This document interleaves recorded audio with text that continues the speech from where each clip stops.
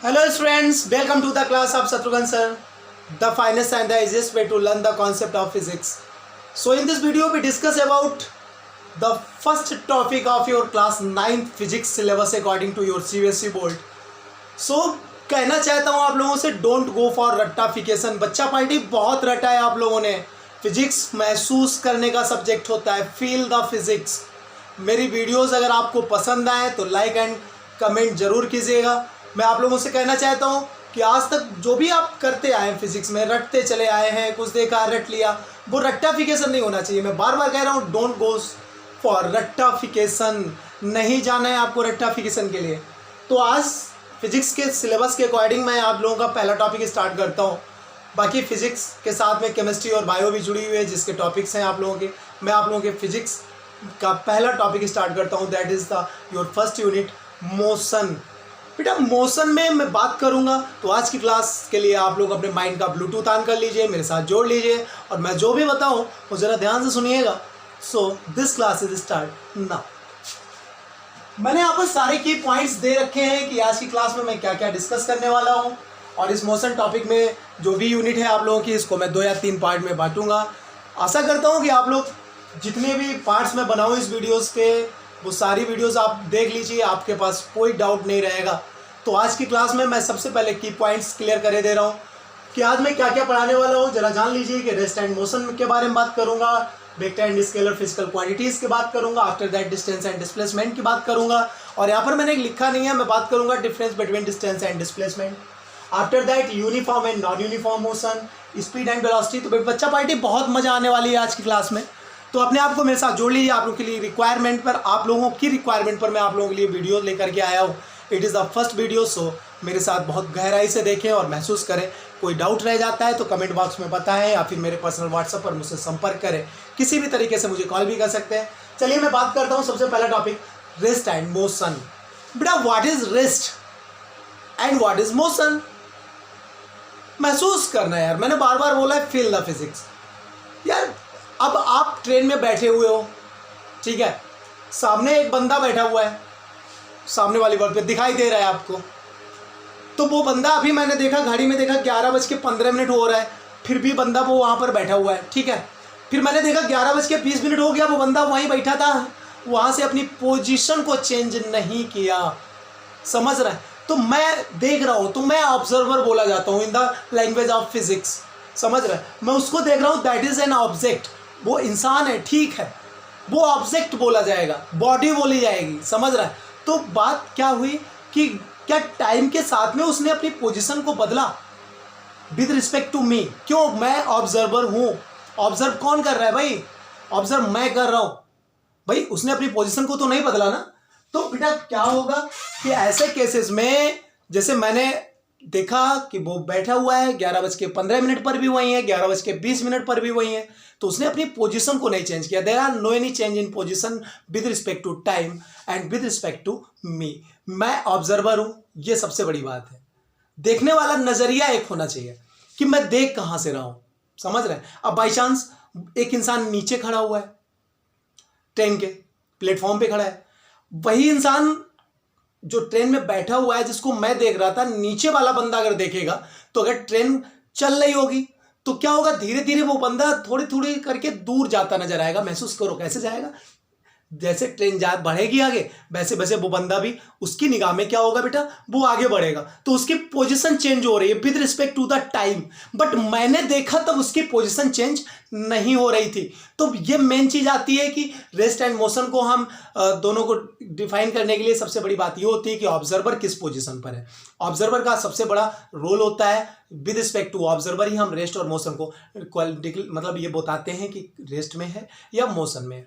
तो बेटा अगर पोजीशन टाइम के साथ किसी ऑब्जेक्ट की चेंज हो रही हो तो वो बोला जाता है इन मोशन, और अगर चेंज नहीं हो रही होती है, समझ रहे हैं, जो पहले की पोजीशन है वही पोजीशन उसकी बाद में भी रहे, that is called rest. Clear है? तो रेस्ट और मोशन समझ गए होंगे मेरी समझ में। चलिए इसके बाद बात करते हैं physical and scalar physical quantities आए है। ये तो बात हो गई कि फिजिकल क्वांटिटी 2 टाइप की हो गई। कौन कौन से भाई? जैसे दुनिया में 2 तरीके के लोग हैं। कौन कौन से? एक वो जिनको मैथ अच्छी लगती है, दूसरे वो जिनको नहीं लगती है, ठीक है। तो बात वहीं पर आ गई कि vector and scalar physical quantities. तो बात करते हैं स्केलर और वेक्टर फिजिकल क्वांटिटीज टाइप हो गए। फिजिकल क्वांटिटीज क्या होती हैं, बात तो यहां से स्टार्ट होती है ना, रट्टाफिकेशन नहीं कि हमने बता दिया वेक्टर फिजिकल क्वांटिटी ये, स्केलर फिजिकल क्वांटिटीज ये हो गया, आपने रट लिया। नहीं यार, ये नहीं चलेगा। समझ रहे, मेरे साथ जुड़ना है तो माइंड का ब्लूटूथ ऑन करके मेरे साथ महसूस करना सीखे, फील द फिजिक्स। अभी आप लोग 9th क्लास में हैं, आगे बढ़ेंगे तो बहुत बड़ा संसार है फिजिक्स का, लेकिन शुरुआत यहीं से होती है। तो अभी से अगर फील करना स्टार्ट कर लेंगे तो मेरा वादा है कि A to Z numerical and derivation जो भी फिजिक्स में पोर्शन आएगा आपका क्लियर होगा। तो बात करते हैं फिजिकल क्वांटिटीज क्या होती हैं। बेटा अपनी दुनिया में बहुत सारी क्वांटिटीज हैं, लेकिन उनके भी टाइप है कि 2 टाइप की क्वांटिटीज होती हैं कि कुछ तो ऐसी होती है जिनको मेजर कर सकते हैं और कुछ ऐसी होती हैं जिनको मेजर नहीं कर सकते। अच्छा, दोनों में क्या डिफरेंस हुआ महसूस करना। जैसे हमने आपसे बोल दिया कि आपका जन्मदिन था, ठीक है, सपोज करो कोई बच्चा है, उस बच्चे का जन्मदिन है, ठीक है, मैंने उस बच्चे को विशेष दी, और कितनी विशेष दी है, लॉट ऑफ विशेष। मैं नाप के दिखाओ कितना विशेष दिया मैंने, मेजर करो, 1 किलो 2 किलो 5 किलो, ये तो नहीं है ना, समझ रहे हो। तो I give the lot of wishes to that student, मैंने अपने स्टूडेंट को बहुत सारी विशेष दी, इसको मेजर नहीं किया जा सकता। तो बेटा 2 टाइप की फिजिकल क्वांटिटीज हो गई, एक तो मेजर जिनको किया जा सके, और दूसरा क्या है कि मैंने आपको क्या काम किया है कि मैंने आपको बोल दिया कि यहां से 15 किलोमीटर मैं चल के आया हूं आपके जन्मदिन में। तो ये 15 किलोमीटर जो हमारा है, ये 15 किलोमीटर तो मेजर किया गया ना, महसूस करो यार।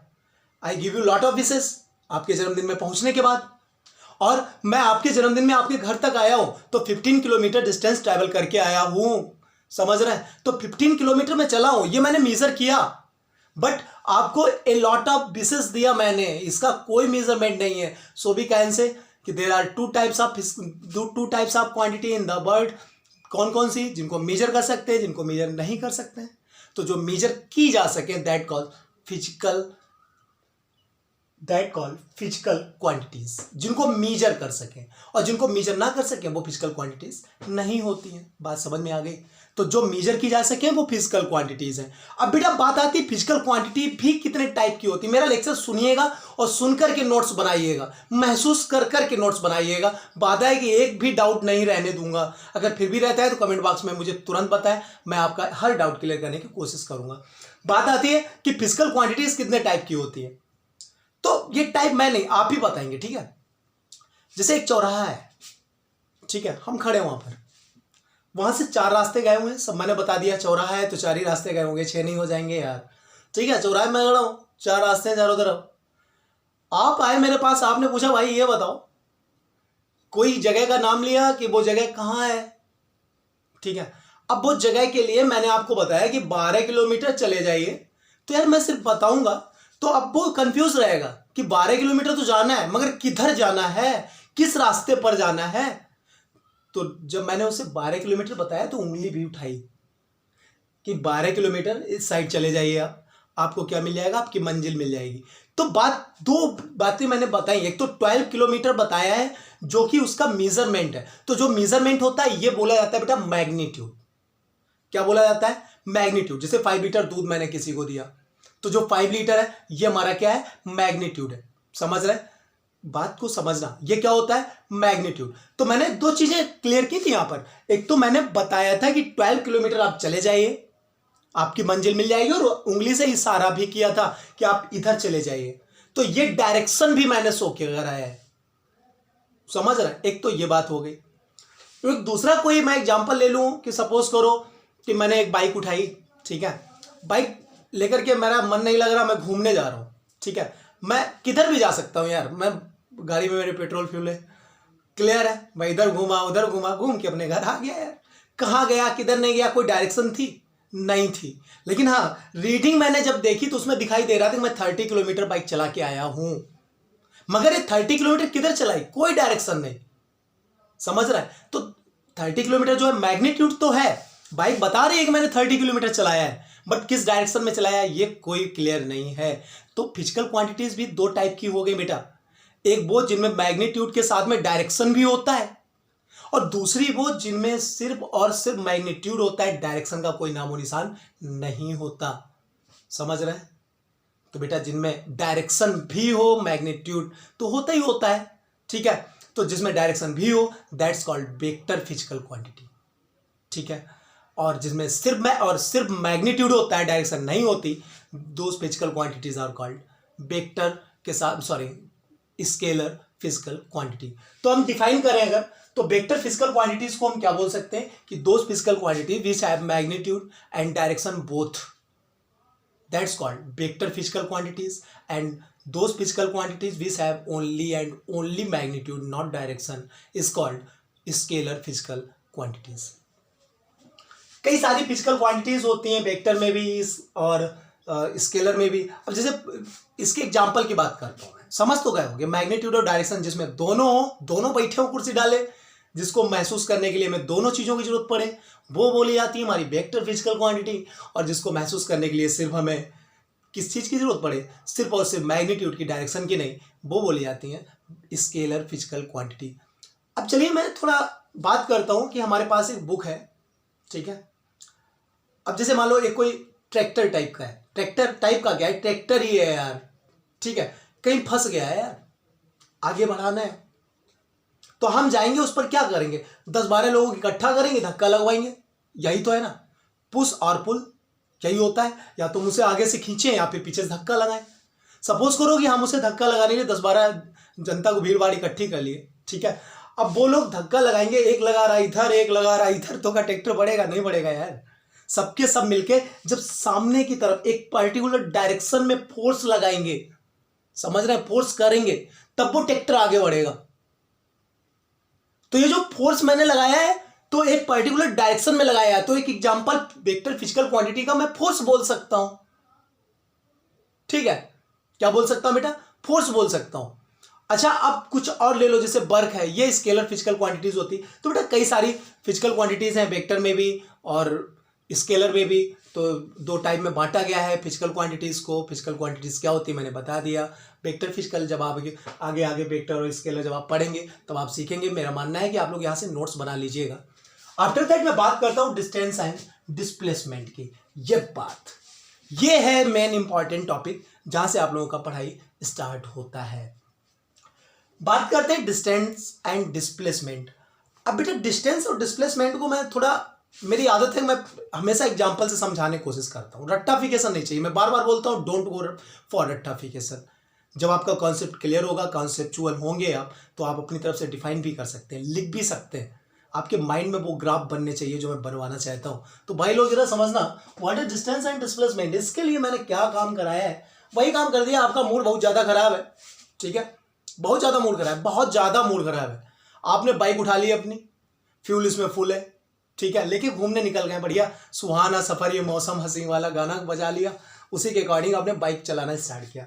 चलिए यहाँ से आप चलना स्टार्ट कर रहे हैं। बात समझना भाई, ये जा रहे हैं, बाइक घुमाई, चौराहा मिला, एक दोस्त मिला, उसे बिठाया, ये गए भाई, यहाँ पहुँच गए। क्लियर है? चलिए बिना के घर से निकले, तारिक के घर पर मैं पहुँच चुका हूँ। मूड खराब था एक दोस्त के यहाँ। तो यहाँ से यार क्या बात मैंने देखा कि गाड़ी का रीडिंग क्या देगा कि यहाँ से लेकर के ये जितना मैंने पाथ कवर किया है, पाथ जो ट्रैवल किया हुआ है, बात को समझना, ये इसमें कोई डायरेक्शन था क्या? नहीं था ना भाई। पता नहीं किधर से किधर गए, लेकिन रीडिंग तो चल रही है ना बाइक की। तो ये जो हमने पाथ जो जितना कवर किया है, समझ रहे ना, ये पॉइंट कौन सा बोला जाता है? Initial point. कौन सा point? Initial point. And it is our final point या फार पॉइंट। क्लियर है? ये कौन सा पॉइंट बेटा बोला जाता है? फाइनल पॉइंट, या फिर हम इसे फार पॉइंट भी बोल सकते हैं। फार पॉइंट का मतलब जो दूर हो। क्लियर है? तो यहां से लेकर के यहां तक जितना मैंने डिस्टेंस, ये जितना ये लेंथ आप पाथ होगी, जितना मैं घूम के गया हूं, that is called distance. That is called distance. मैं चाहे इधर जाऊं चाहे उधर जाऊं, सपोज करो यहां से मैंने ये घूमा, ये गया और यहां पे आके ये रुक गया, ठीक है। तो ये जितना भी मैं चला हूं ना, ये इसका अगर इसको सपोज करो, इसका हम देखेंगे कितना चला है, ये मीटर में, किलोमीटर में, जिसमें भी आप मेजर करना चाहें, तो ये बेटा हमारी होती है डिस्टेंस। समझ रहे ना? अब बात करते हैं डिस्प्लेसमेंट की। तो यहां से बेटा डिस्प्लेसमेंट में थोड़ा हम बात करेंगे डिस्प्लेसमेंट क्या होता है, कि जहां से मैंने चलना शुरू किया था, इनिशियल पॉइंट अपने घर से मतलब विनय के घर से मैं कहां गया था, मैं तारिक के घर पर गया था, तो यहां से मैंने डायरेक्ट देखा इनिशियल टू फाइनल, ये समझ रहे ना बात को, मतलब 2 पॉइंट की मिनिमम पाथ। भाई अगर हम जरा सा इधर उधर हो जाएंगे तो यहां से यहां तक की क्या हो जाएगी, ये लेंथ बढ़ जाएगी। तो ये बेटा होता है डिस्प्लेसमेंट, डायरेक्ट, समझ रहे हैं ना, इनिशियल पॉइंट से फाइनल पॉइंट के को सीधा मिला देना, ये हमारा बोला जाता है क्या, क्या बोला जाता है, डिस्प्लेसमेंट बोला जाता है। और डिस्टेंस क्या है, चाहे इधर घूमो चाहे उधर घूमो यार, घूम टहल के पहुंचो, क्लियर है, दैट इज कॉल्ड डिस्टेंस। तो यहां पर मेन डिफरेंस क्या आया डिस्टेंस और डिस्प्लेसमेंट में। भाई डिस्टेंस को हम क्या बोल सकते हैं, डिस्टेंस में मैंने क्या देखा था कि हमारी बाइक का रीडिंग तो चल रहा था, किसके हिसाब से चल रहा था, लेंथ ऑफ पाथ के हिसाब से चल रहा था, क्लियर है, तो लेकिन डायरेक्शन नहीं थी यार। तो डिस्प्लेसमेंट में हम क्या बोल सकते हैं कि डिस्प्लेसमेंट में क्या होता है बेटा, displacement is the length of path, length of path, इसका कोई डायरेक्शन पर डिपेंड नहीं करता, डायरेक्शन से कोई लेना देना नहीं है। तो डिस्टेंस को हम क्या बोल सकते हैं, अभी मैंने थोड़ी देर पहले बताया था, क्लासिफिकेशन कराया था वेक्टर एंड फिजिकल क्वांटिटीज में, फिजिकल क्वांटिटीज का। तो डिस्टेंस में बेटा कोई डायरेक्शन का कोई रोल ही नहीं है, लेकिन मीटर चल रहा है, तो इसका मतलब डिस्टेंस हमारी क्या हुई, स्केलर फिजिकल क्वांटिटी हुई। क्यों, स्केलर में सिर्फ मैग्नीट्यूड होता है। अच्छा, जब मैंने बात की डिस्प्लेसमेंट की, यहां से चला यहां पहुंचा, तो ये डायरेक्ट कवर कर रहा हूं ना मैं, तो इसमें एक पर्टिकुलर डायरेक्शन है। अगर मैं जरा सा भी यहां से घूम जाऊं कि ये इधर ना जाकर के मैं इधर चला जाऊं, तो क्या ये डायरेक्ट यहां पहुंचोगे, नहीं, यहां जाने का आने के लिए घूमना पड़ेगा। तो अब ये बेटा स्ट्रेट लाइन नहीं बचा, क्या नहीं बचा, स्ट्रेट लाइन नहीं बचा। तो याद रखना बेटा डिस्प्लेसमेंट क्या होता है, इसमें एक पर्टिकुलर डायरेक्शन भी होता है, इनिशियल टू फाइनल। तो बेटा डिस्प्लेसमेंट में डायरेक्शन भी है, मैग्नीट्यूड भी है, समझ रहे हैं, मतलब मैं भी घूम के पहुंचा था, अब घूम के ना पहुंचूं, डायरेक्ट पहुंच जाऊं इसके घर, सीधा एक रोड गया हो उसी रोड पे पहुंच गया मैं, तो ये होता है डिस्प्लेसमेंट और ये होती है डिस्टेंस। तो लेंथ ऑफ पाथ दोनों होते हैं, लेकिन जब एक स्ट्रेट लाइन में लेंथ ऑफ पाथ देखी जाती है बिल्कुल इनिशियल टू फाइनल पॉइंट को लेकर के पर्टिकुलर डायरेक्शन में, दैट इज कॉल्ड डिस्प्लेसमेंट। और जब डायरेक्शन का कोई रोल नहीं होता, सिर्फ लेंथ ऑफ पाथ देखी जाती है, that is called distance. Clear, आप लोग समझ गए होंगे शायद।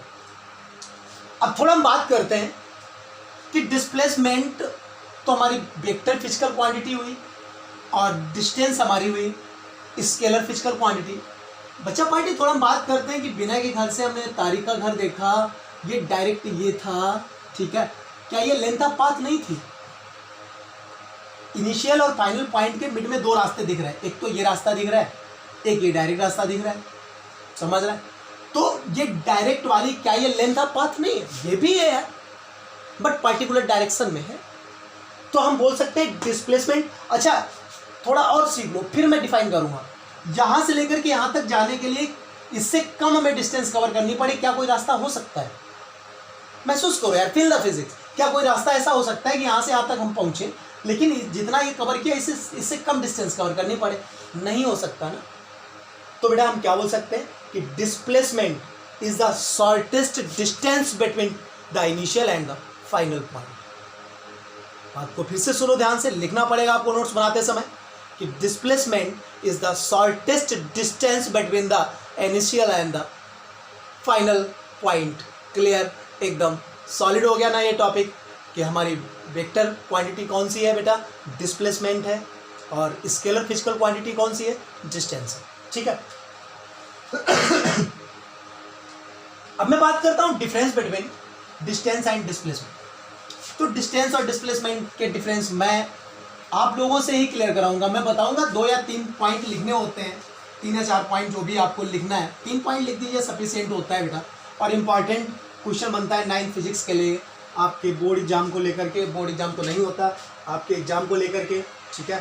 तो यहाँ से बात करते हैं difference between distance and displacement. चलिए बात करते हैं डिस्टेंस एंड डिस्प्लेसमेंट की। सबसे पहला तो आप लोगों ने क्लियर ही कर लिया, डिस्टेंस हमारा क्या होता है, लेंथ ऑफ पाथ। क्या होता है बेटा, length of path without using direction. Clear है? और डिस्प्लेसमेंट क्या होता है? Shortest distance. तो एक तरफ आप लिखिएगा डिस्टेंस, एक तरफ लिखिएगा डिस्प्लेसमेंट, ये दोनों तरफ फैक्टर दिखा दीजिएगा। सेकंड आपका क्या है? आपने क्या देखा कि डिस्टेंस क्या थी? स्केलर फिजिकल क्वांटिटी थी, और डिस्प्लेसमेंट क्या था? वेक्टर फिजिकल क्वांटिटीज था के अंतर्गत आता था। तो इधर लिख देना it is a scalar physical quantity, displacement में लिख देना it's a vector physical quantity. दो डिफरेंस हो गए। अच्छा अब यार एक बात, थोड़ा थर्ड पॉइंट और बनाने के लिए आप ही बताएंगे, मैं नहीं बताऊंगा। मैं यहाँ से चला, इधर गया, घूमता हुआ ये यहाँ पहुँच गया, ठीक है। तो ये तो हो गई हमारी डिस्टेंस। अब यहाँ से हमने घूम के, अभी रुके नहीं है, फिर से ये घूम के ये आए और फिर वापस वहीं पे आ गए जहाँ से चलना शुरू किया था। समझ रहे हैं? कहाँ से चलना शुरू किया था? ये कोई ए पॉइंट था जहाँ से चलना शुरू किया था, ये गए घूम टहल के फिर वापस अपने घर आ गए, ठीक है। तो यार एक बात बताओ, कितना डिस्टेंस है, कितना डिस्प्लेसमेंट है? तो डिस्टेंस हमारा क्या है? डिस्टेंस तो ये पूरा है ना, हम चले हैं ना, गाड़ी मीटर तो वो चला है ना, रीडिंग तो दिया है ना। तो यहाँ से ये पूरा लेंथ ऑफ पाथ की रीडिंग हम देख लेंगे, जितना होगा वो हमारी डिस्टेंस होगी ना। चले हो तो होगी, ठीक है, गाड़ी चली है तो होगी, डिस्टेंस तो होगी। बट डिस्प्लेसमेंट कितना है? डिस्प्लेसमेंट मैंने क्या बोला था? जहाँ से चलना शुरू करो और लौट के, मतलब उसके बाद जहाँ तक पहुँचो, उन दोनों पॉइंट के मिड की shortest distance, shortest length of path is called displacement. मैं बोल रहा हूँ तो जहाँ से चले यार वहीं आ गए भाई, तो डिस्प्लेस हुए ही कहाँ? इनिशियल भी यही है, फाइनल भी यही है। तो इस केस में हमें क्या दिख रहा है कि डिस्टेंस तो है बट डिस्प्लेसमेंट क्या है? जब चले ही नहीं, डिस्प्लेस हुआ ही नहीं, तो डिस्प्लेसमेंट जीरो है। समझ रहे हो ना?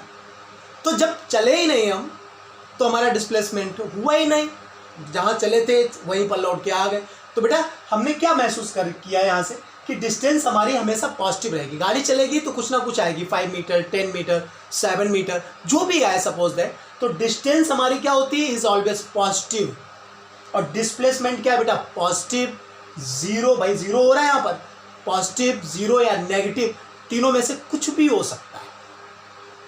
सबसे बड़ा डिफरेंस है ये कि डिस्टेंस हमेशा पॉजिटिव होती है और डिस्प्लेसमेंट पॉजिटिव, जीरो या नेगेटिव, तीनों में से कुछ भी हो सकता है।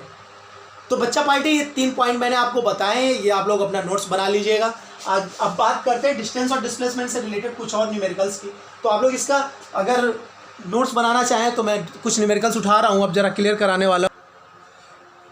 तो बच्चा पार्टी, आप लोग न्यूमेरिकल्स आज तक लगाते आए होंगे क्लास मैथ में, उसमें फिजिक्स में, तो आप लोग रटते रहे होंगे। समझ, मेरा कॉन्सेप्ट आपने सुना है। मैं एक न्यूमेरिकल से शुरुआत कर रहा हूँ और ये हमारे आपके बीच का पहला न्यूमेरिकल है। तो जो कॉन्सेप्ट मैंने दिए हैं उसको माइंड में रखिए, पढ़ते जरा न्यूमेरिकल, महसूस करो, फील द फिजिक्स। बोला है body travels 4 kilometre towards north, then he turn to his right and travels another 4 kilometre before coming to rest. Calculate total distance covered. Second part, total displacement. चलिए, हमें नहीं पता है क्या निकल के आने वाली है, बट हमें इतना पता है कि हमारे पास कॉन्सेप्ट है, हम कॉन्सेप्चुअल होना चाहते थे, हम कॉन्सेप्चुअल हो चुके हैं। चलिए, ईस्ट वेस्ट नॉर्थ साउथ सब जानते हो यार, किधर किधर क्या होता है। ये ईस्ट होता है, ये वेस्ट होता है, ये नॉर्थ होता है, ये साउथ होता है कि नहीं होता? चलिए, यहाँ पर एक बंदा था, ठीक है, पहले वो चला है कि 4 किलोमीटर टुवर्ड्स नॉर्थ। नॉर्थ किधर, मतलब ऊपर जाएगा। चलिए, यहाँ से कितना गया बेटा? ये 4 किलोमीटर। मैं मार्कर चेंज करके इसे एक दूसरे कलर के मार्कर से करता हूँ। यहाँ से ये चला और नॉर्थ में कितना चल गया? ये 4 किलोमीटर डिस्टेंस इसने कवर किया, यहाँ पर पहुँच गया। सपोज करो वो पॉइंट से चला था, ये हम पॉइंट को नाम दे देते हैं। आप लोग अभी नए जुड़ रहे हैं, न्यूमेरिकल से ज़्यादा परिचित नहीं है तो सीखिए। उससे चला, ए पर पहुँचा, 4 किलोमीटर कवर कर चुका है। भाई बाइक लिए हो, तुम चल रहे हो, अपने आप को महसूस करो, ठीक है। अब क्या बोल रहा है? यहाँ पर पहुँचने के बाद 4 किलोमीटर चल गया, ठीक है। अब बोल रहा है कि देन ही टर्न, अब वो टर्न लेता है। कैसा? To his right. तो यहाँ से लेफ्ट किधर होगा? इधर। राइट किधर होगा? उधर। To his right and travel another 4 kilometre. तो राइट जाएगा तो बेटा अब ये इधर घूम गया, तो ये इधर फिर से कितना चला? 4 किलोमीटर, ठीक है। कह रहा है कि 4 किलोमीटर चलने के बाद before coming to rest, rest में आ गया है, 4 किलोमीटर चल के फिर वो यहाँ पर रेस्ट में आ गया, सपोज करो सी पॉइंट मिल गया हमें, हुआ या नहीं हुआ? बात को समझो। कह रहा है ये body travel 4 kilometre towards north, north की तरफ 4 किलोमीटर चला, then he turn to his right. अब वो 4 किलोमीटर चलने के बाद में अपने राइट की तरफ टर्न ले गया, और कितना कह रहा है कि and travels another 4 kilometre before coming to the rest. तो अब बेटा ए से चला, सी पॉइंट पर पहुंच चुका है, कितना चल के 4 किलोमीटर। तो अब बोल रहा है कि आपको कैलकुलेट करना है total distance covered, total displacement. आप देखो आपकी बाइक ने रीडिंग कितनी थी, डिस्टेंस के लिए हम बात करते हैं, यहाँ से चले थे ना तुम, तो 4 किलोमीटर तो यहाँ से यहाँ तक बाइक बोल देगी, फिर 4 किलोमीटर इधर गए तो 4 मिलके कितना बन गया? हाँ 8 किलोमीटर। तो बेटा कुल मिलाकर के टोटल डिस्टेंस हमारी कितनी हो गई? 8 किलोमीटर हो गई। क्या बात समझ में आई? और 8 किलोमीटर कैसे लिखेंगे? 4 किलोमीटर प्लस 4 किलोमीटर, तो 4 मिलके कितना बन गया? 8 किलोमीटर। भाई बाइक कितनी चली? 8 किलोमीटर चली है ना, ये डिस्टेंस है। डिस्टेंस का मतलब इधर से उधर जाओ, घूमो टहलो, चाहे जहाँ से चाहे जहाँ पहुँचो, बाइक की रीडिंग देखते जाओ, reading total length of path. तो पाथ तो यही है ना, यहाँ से यहाँ गया, यहाँ से यहाँ गया, तो ये 4 किलोमीटर, ये 4 किलोमीटर मिलकर के कितना दे दिया? 8 kilometre. It is your total distance covered. After that for the total displacement, I है डिस्प्लेसमेंट के लिए मैंने क्या बोला? इनिशियल पॉइंट से फाइनल पॉइंट जितनी डिस्टेंस पर हो सीधा एकदम, वो होती है हमारी क्या? डिस्प्लेसमेंट। तो यहाँ से चला था, ए पर गया, कोई दिक्कत नहीं, लेकिन पहुंचा कहाँ पर है? रेस्ट में आया कहाँ पर है? सी पर आया है। तो ये जो डायरेक्ट अगर हम ज्वाइन करा दें ओ और सी को, तो ओ सी हमारी क्या कहलाएगी? ये डिस्टेंस, ये वाली, समझ रहे ना, ये लेंथ क्या बोली जाएगी? Total displacement. तो बेटा सेकेंड पार्ट अब मैं लगाने जा रहा हूँ। तो टोटल डिस्प्लेसमेंट के लिए हम बात करेंगे। टोटल डिस्प्लेसमेंट हमारा क्या होगा? ओ सी होगी। क्या होगी? ओ सी। जो लेंथ हमारी ओ सी साइड की होगी वही हमारी क्या होगी बेटा? टोटल डिस्प्लेसमेंट होगी। अब ओ सी हम निकालेंगे कैसे, जरा महसूस करना। यहाँ से जब घूमा था तो ये कितने डिग्री का एंगल बना रहा था? 90 डिग्री का बना रहा था कि नहीं बना रहा था? तो इन ट्राइंगल ओ ए सी में अब हमें ओ ए पता है, ए सी पता, थोड़ा मैथमेटिकली पहुंच जाइए आप लोग।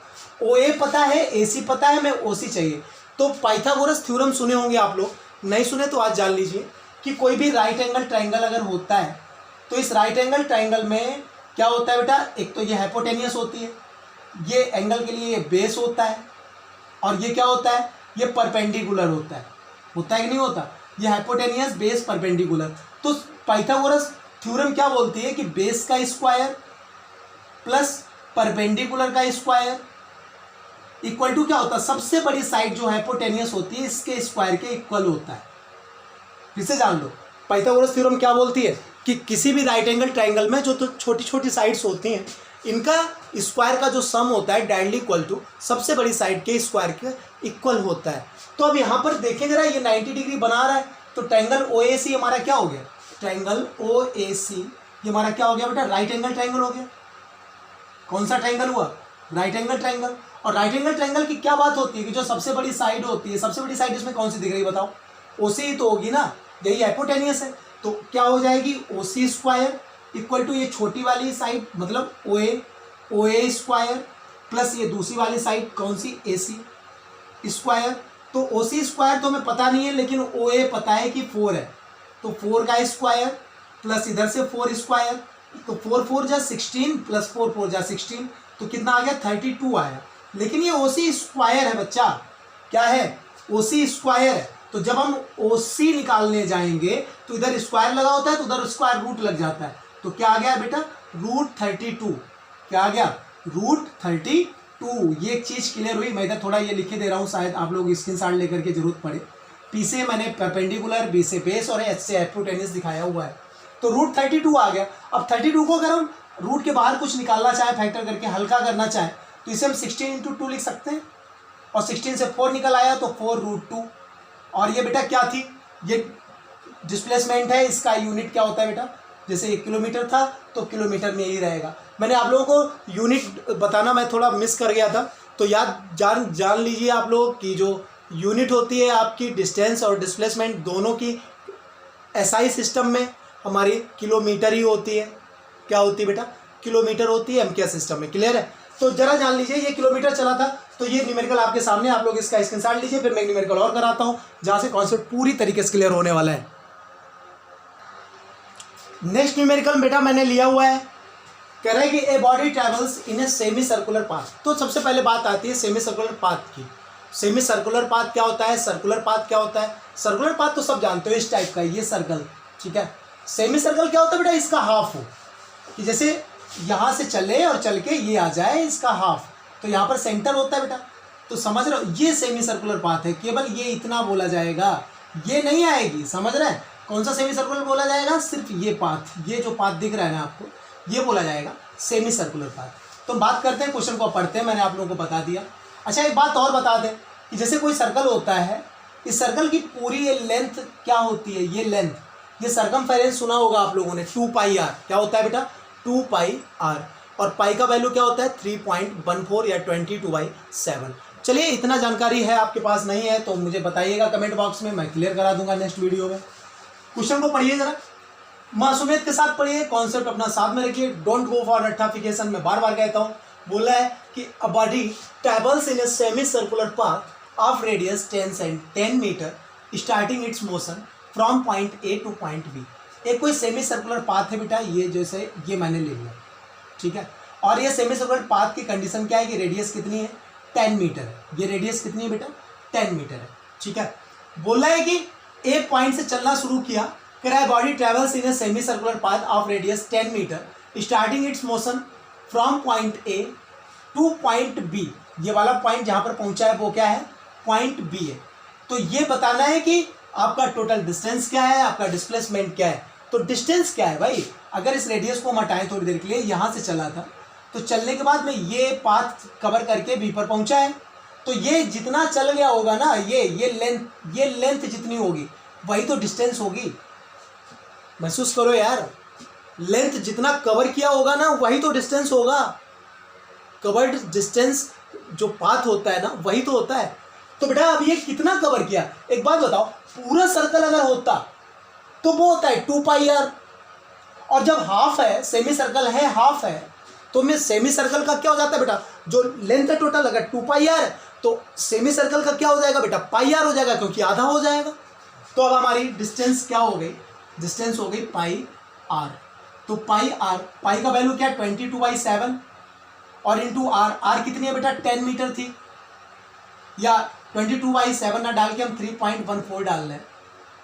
r कितनी थी बेटा? रेडियस 10 थी भाई, गिवन है यार, रेडियस कितनी है इसकी? 10 मीटर है। तो जब 10 का मल्टीप्लाई मारोगे तो 31.4, और ये क्या थी? रेडियस मीटर में थी, तो डिस्टेंस किलोमीटर में नहीं हो जाएगी बच्चा, डिस्टेंस भी किस में रहेगी? 31.4 निकल के जो आई वो भी मीटर में। इसे बोलते हैं जैसा गाल वैसा तमाचा। पिछले न्यूमेरिकल में जब किलोमीटर की बात हो रही थी तो हमारी डिस्टेंस जो निकल के आई थी रिजल्टेंट, वो भी किलोमीटर में थी। यहाँ पर क्या था? रेडियस मीटर में गिवन है, तो हमारी जो लेंथ ऑफ पाथ, या फिर हम बोल सकते हैं कि जो डिस्टेंस निकल के आई वो भी हमारी मीटर में ही होगी। और बात करते हैं हम फॉर द डिस्प्लेसमेंट, तो बेटा डिस्प्लेसमेंट क्या होगा? ए से चला है, ये घूम के बी पर पहुंचा है, पहुंचा है कि नहीं पहुंचा है? तो जब ए से चला बी पर पहुंचा, तो ये हमारा कौन सा पॉइंट हुआ? ये इनिशियल पॉइंट हुआ। ये हमारा कौन सा हुआ? ये फाइनल पॉइंट हुआ। तो बच्चा मैंने बताया कि जहाँ से चले और जहाँ पे पहुँचे, ये डायरेक्ट जो लेंथ होती है वो बोला जाता है डिस्प्लेसमेंट। तो बेटा डिस्प्लेसमेंट क्या होगा? एक बात बताओ, यहाँ से चला यहाँ पे पहुँचा तो पहले सेंटर भी तो मिला होगा, तो 10 इधर चला है, फिर इसके आगे इधर 10 है, तो ये भी तो रेडियस है, ये भी 10 मीटर है, तो 10 मीटर इधर से 10 मीटर इधर से, तो डिस्प्लेसमेंट क्या हो गया? 10 + 10 इक्वल टू कितना हो गया बेटा? 20 मीटर।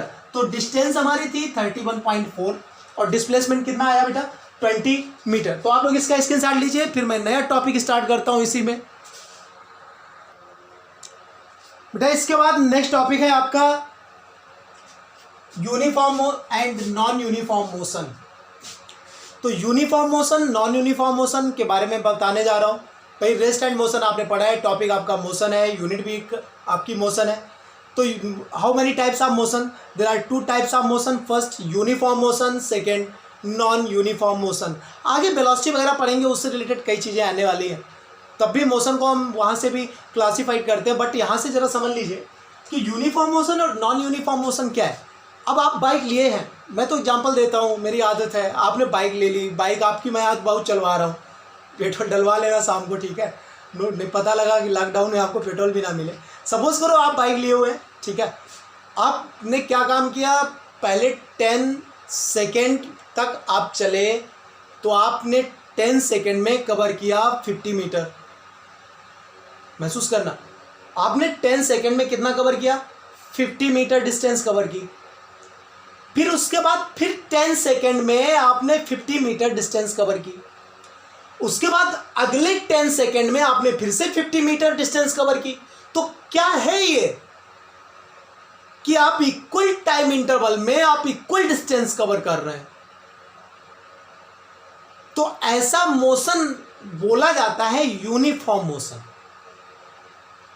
बात समझ रहे हैं?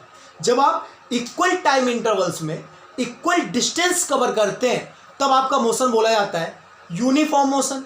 अब बात आती है नॉन यूनिफॉर्म मोशन की। तो आप समझ गए होंगे अब कि आप पहले आपने बाइक स्टार्ट की, चल दिए, पहले 10 सेकेंड में आप 50 मीटर चले, उसके बाद अगले 10 सेकेंड में आप 60 मीटर चले, और उसके बाद अगले 10 सेकेंड में आप 40 मीटर चले।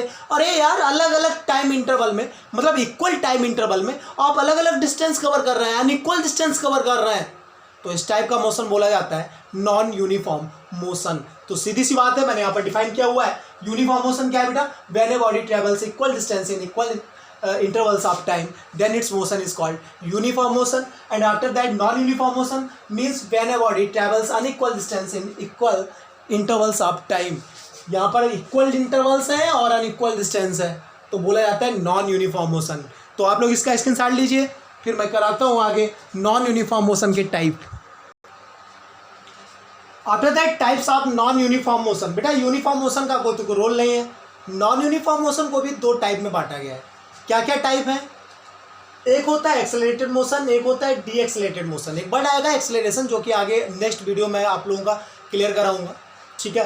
तो बात करते हैं हम एक्सेलरेटेड मोशन क्या होता है और डी एक्सेलरेटेड मोशन क्या होता है। आप बाइक फिर से स्टार्ट करिए, बाइक को फिर से चलाइए अपनी, एक्सीलेटर देखें तो एक्सीलेटर खींचते हैं जब ड्रर, तो क्या होता है, बाइक भागती है। तो जब एक्सीलेटर आप सेम बनाए रखेंगे, समझ रहे, ना घटाएंगे ना बढ़ाएंगे, तो आप इक्वल टाइम में इक्वल डिस्टेंस कवर करेंगे या नहीं करेंगे? जरा महसूस करो यार, फील द फिजिक्स। अगर आप एक्सीलेटर को ना कम करेंगे ना ज़्यादा करेंगे, एक बिल्कुल सेट पोजीशन पर बनाए रखेंगे, तो आप इक्वल टाइम इंटरवल्स में इक्वल डिस्टेंस कवर करेंगे, तब तो आपका यूनिफॉर्म मोशन हुआ। लेकिन अब एक्सीलेटर की भी 2 कंडीशन हो गई कि या तो एक्सीलेटर हमने खींच दिया तो बाइक भाग खड़ी हुई, तो कम टाइम में उतने ही टाइम में ज़्यादा डिस्टेंस कवर करने लगी। दूसरी कंडीशन क्या हुई, एक्सीलेटर डाउन कर, बहुत तेज भाग रही थी, एक्सीलेटर हमने डाउन कर दिया, तब क्या कंडीशन आई कि बाइक हमारी अब उतने ही टाइम में कम डिस्टेंस कवर कर पाएगी।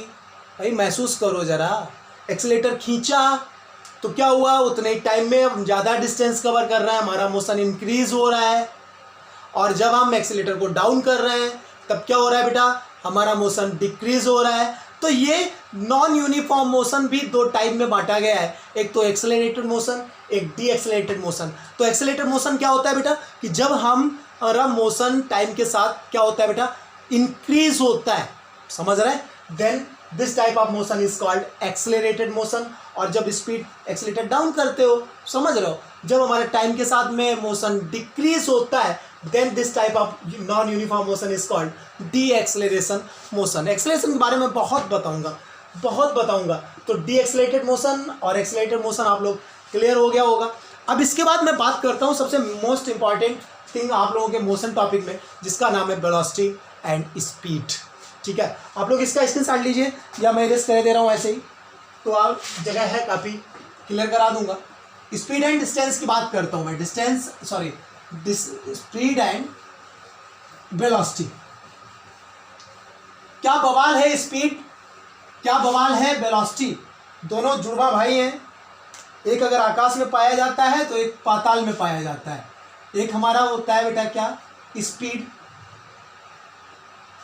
एक होता है आपका वेलोसिटी। स्पीड तो आप लोग सुने, बट वेलोसिटी एक नया वर्ड है आप लोगों के लिए। तो आप लोग जरा जानिए स्पीड क्या होती है। फार्मूला सब सुने थे, स्पीड इक्वल टू क्या होता था, speed equal to distance upon time, clear होता है, पढ़ा है। स्पीड क्या होता था बेटा, डिस्टेंस अपॉन टाइम, समझ रहे हैं। तो डिस्टेंस अपॉन टाइम का मतलब क्या होता था बेटा कि distance covered per unit time is called speed. जानते हो मैं ज़्यादा टाइम खराब नहीं करूँगा, स्पीड को हम क्या बोल सकते हैं कि distance covered per unit time by an object is called speed. हुआ ना भाई, डिस्टेंस अपॉन टाइम है। तो बेटा यहाँ से थोड़ा इसका अगर यूनिट बनाए तो यूनिट ऑफ स्पीड क्या हो जाएगी, यूनिट तो जानते हो, यूनिट जानते हो ना सब लोग। जैसे अब डिस्टेंस है 5 किलोमीटर है, तो जो किलोमीटर होता है दैट इज यूनिट होती है, और जो 5 होता है दैट इज मैग्नीट्यूड होता है। तो यूनिट ऑफ स्पीड हमारी क्या हो जाएगी, यूनिट ऑफ स्पीड की बात करें, ऊपर डिस्टेंस है, डिस्टेंस काय में होगी बेटा, मीटर में, और नीचे टाइम है, टाइम काय में होगा, सेकेंड में।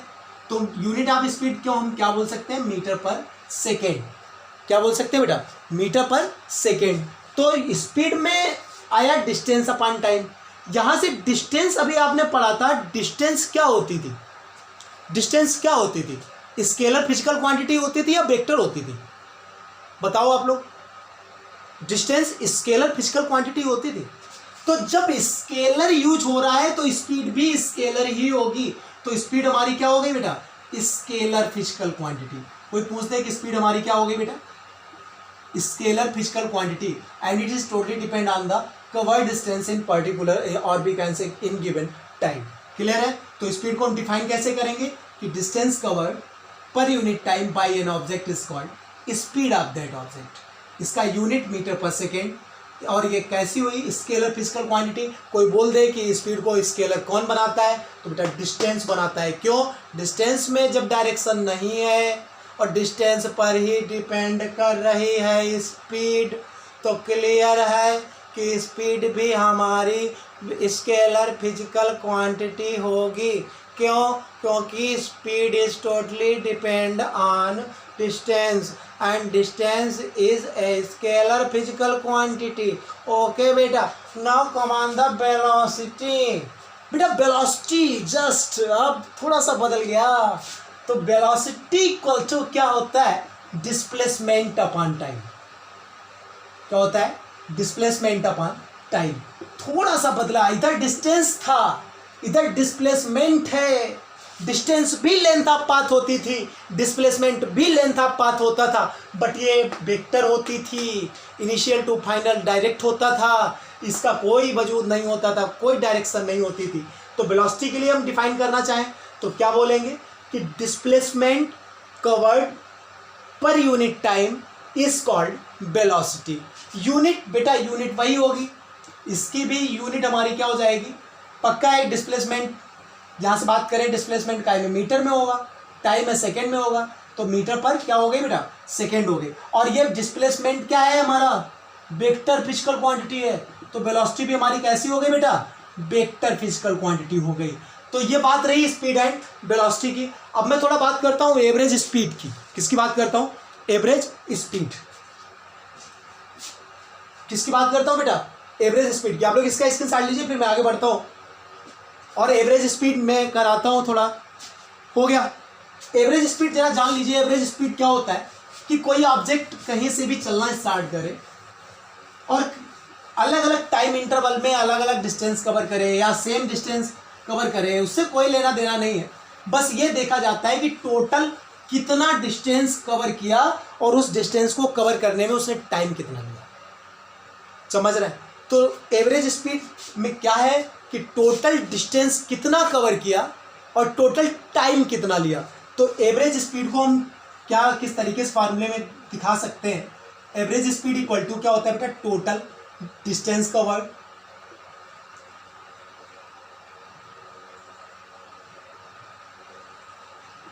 और टोटल टेकन टाइम या टोटल टाइम। क्लियर है। तो एवरेज स्पीड को हम क्या फार्मूला में दिख सकते हैं कि टोटल डिस्टेंस कवर्ड और टोटल टाइम। अगर ये दोनों चीज़ें निकाल लें तो पक्का है कि हम एवरेज स्पीड बता सकते हैं। चलिए आप लोग देखिए जरा मेरे साथ, स्क्रीनशॉट इसका ले लीजिए फार्मूले का। मैं न्यूमेरिकल करवा रहा हूँ जो कि आपके लिए बहुत ज़्यादा इंपॉर्टेंट होने वाला। जहाँ पर मैंने न्यूमेरिकल लिया हुआ है इसमें बेटा स्पीड मैंने किलोमीटर पर आवर में दी है। तो यहाँ पर तो कोई दिक्कत नहीं, इस न्यूमेरिकल में दोनों क्या दी हुई हैं, आपकी स्पीड ही डायरेक्ट दी हैं और आपसे एवरेज स्पीड पूछा है। तो किलोमीटर पर आवर को बदलने की कोई ज़रूरत नहीं है। बट मैं आपको बता दूं, अगर कभी भी किलोमीटर पर आवर में स्पीड गिवन हो और इसको हमें एमके सिस्टम में बदलना होता है, तो पहले हम बदलेंगे मीटर पर सेकेंड में। तो जैसे आप सपोज करो 54 किलोमीटर पर आवर कभी भी गिवन हो और इसको मीटर पर सेकेंड में बदलना हो, तो हम इसमें 5/18 का मल्टीप्लाई मार देते हैं। कितने का मल्टीप्लाई करा देते हैं? 5/18 का, हमेशा याद रखना। तो 18 3 जा कितना हुआ? 54, और 5 3 जा कितना बन जाएगा? 15। तो अब ये क्या बन गई? 15 मीटर पर सेकेंड। तो जो 54 किलोमीटर पर आवर थी वही स्पीड क्या है? 15 मीटर पर सेकेंड है। बस थोड़ा अंतर है, ये किलोमीटर पर आवर में थी, ये मीटर पर सेकेंड में। तो आप लोग ये जान लीजिए, कभी भी किलोमीटर पर आवर को बदलना पड़ेगा यार बदलना, तो किलोमीटर पर आवर को बदलना पड़ जाए तो हम सीधे से 5/18 का मल्टीप्लाई करा देते हैं, देन इट्स मतलब speed becomes in metre per second. Okay, चलिए न्यूमेरिकल की बात करते हैं भाई। कह रहा during first half of a journey by a body, it travels with a speed of 40 km per hour and in the next half it travels with a speed of 20 km per hour. Calculate the average speed of the journey. यार एक बात बताओ, कोई एक body है, उसने अपनी journey जो टोटल है, हमें नहीं पता कितनी है, हमें नहीं पता, कोई लेना देना भी नहीं है। कह रहा है कि उसका आधा पार्ट कवर किया है 40 किलोमीटर पर आवर से, और फिर अगला जो आधा पार्ट है वो कवर किया है 20 किलोमीटर पर आवर से। तो बताना कि उसकी एवरेज स्पीड कितनी है। ये स्पीड तो अलग अलग गिवन है कि पहला हाफ की स्पीड अलग है, बाद वाले हाफ की स्पीड अलग है, तो टोटल स्पीड कितनी है, मतलब एवरेज स्पीड कितनी है पूरी जर्नी की। तो महसूस करो जरा, ये ए पॉइंट था, ये बी पॉइंट था जहाँ उसे पहुँचना था, बीच में कोई एक सी पॉइंट हमने ले लिया या पी पॉइंट ले लिया, आधा इधर बटा आधा उधर बटा। बोला है कि पहला वाला जो हाफ पार्ट है उसने 40 किलोमीटर पर आवर से कवर किया। तो 40 किलोमीटर पर आवर का मीन्स क्या होता है कि 1 आवर में 40 किलोमीटर। महसूस करो यार, 1 आवर में कितना? 40 किलोमीटर। तो बेटा इधर कितने चला है? ये पहला हाफ चला है 40 किलोमीटर, कितने में बेटा?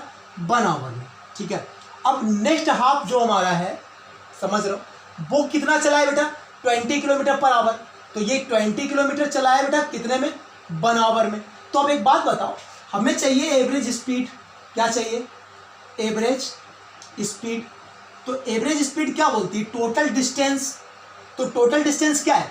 40 इधर से 20 इधर से, तो 40 + 20, तो ये टोटल डिस्टेंस हो गई। और अपान में आवर कितना? 1 आवर 1 आवर, तो 1 + 1, तो 40 20 मिलके कितना बन गया? 60। अपान में 1 कितना बना? 2, तो 2 कितना आ गया? 30 आ गया। तो एवरेज स्पीड कितनी आ गई? 30 किलोमीटर पर आवर। फिर से समझो कि टोटल जितना डिस्टेंस कवर करे वो डिस्टेंस ऊपर, हमने मान लिया कि 2 घंटे ही चला। कितने घंटे चला? 2 ही घंटे चला। पहले घंटे में कवर किया है 40 किलोमीटर और दूसरे घंटे में कवर किया है 20 किलोमीटर। तो बेटा टोटल डिस्टेंस कितना चला है भाई? 40 20 मिलकर 60 ही तो चला है। और कितने आवर में चला है बेटा? 2 आवर में चला है। एक तो ये तरीका हो गया।